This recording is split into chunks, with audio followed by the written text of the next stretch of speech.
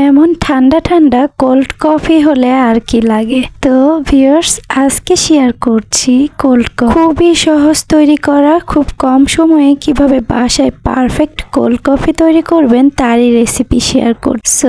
আসসালামু আলাইকুম, কি অবস্থা সবার, কেমন আছে? সামিয়াস কিচেনে নতুন আরো একটি রেসিপি দেখার জন্য আপনাদের সবাইকে ওয়েলকাম জানাই। কোল্ড কফি তৈরির জন্য আমি এখানে 2 প্যাকেট কফি নিয়েছি। কফিগুলো কেটে নিয়ে ঢেলে নিচ্ছি।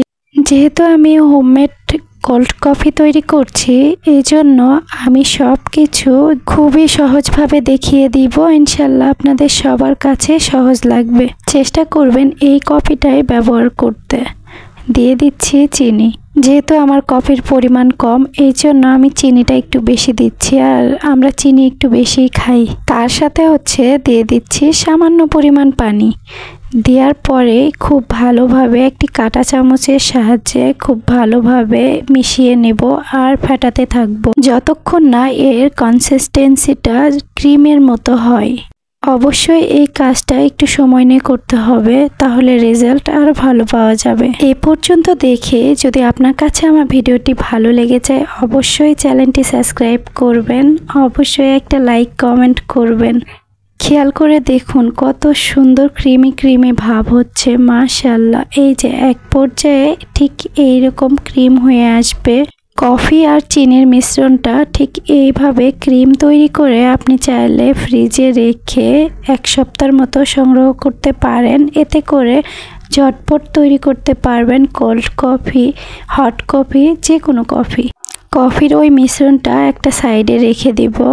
এখন সার্ভ করার জন্য 2টা গ্লাস নিয়েছি। যে কোনো খাবারের পরিবেশন যদি আপনি সুন্দরভাবে করেন, সেটা খেতেও ইচ্ছে করে।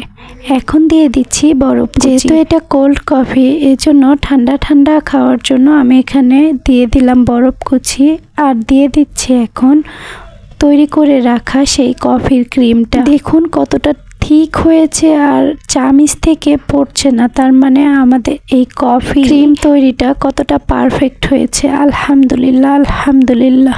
অপরদিকে আমি একটি পাত্রে দুধ আর চিনি জাল করে ঠান্ডা করে নিয়েছি। সেই ঠান্ডা করে রাখা দুধগুলো এখন দিয়ে দিচ্ছি। আপনারা চাইলে এখানে গুঁড়া দুধ আর চিনি অ্যাড করতে পারেন, এতে করেও স্বাদ একই রকমই হবে, তবে এই লিকুইড দুধের স্বাদটা একটু বেশি হয়।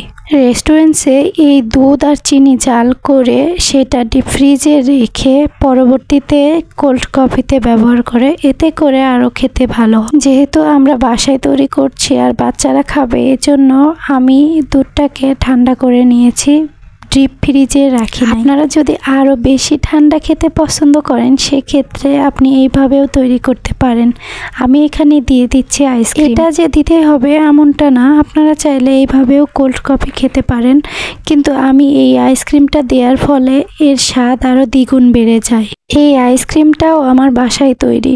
আশা করি আপনারা যদি চান, তাহলে আমি আমার চ্যানেলে এই আইসক্রিমের রেসিপিটা শেয়ার করব ইনশাল্লাহ। দেখার সৌন্দর্যে আপনারা চাইলে গ্লাসের চারদিকে চকলেট সিরাপ দিয়ে পরিবেশন করতে পারে। আমি শুধু উপর দিয়ে কোকো পাউডার দিয়ে পরিবেশন করেছি।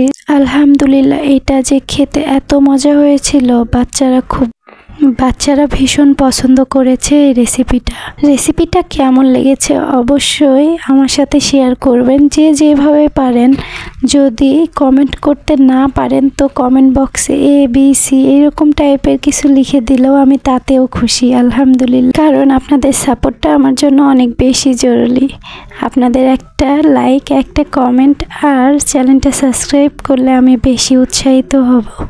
আজকের মতো বিদায় নিচ্ছি, ইনশাল্লাহ দেখা হবে পরবর্তী কোনো ভিডিওতে। আল্লাহ সে পর্যন্ত আপনাদের সবাইকে ভালো রাখুক, আমাদের জন্য দোয়া করবেন। আল্লাহ হাফেজ, আসসালামু আলাইকুম।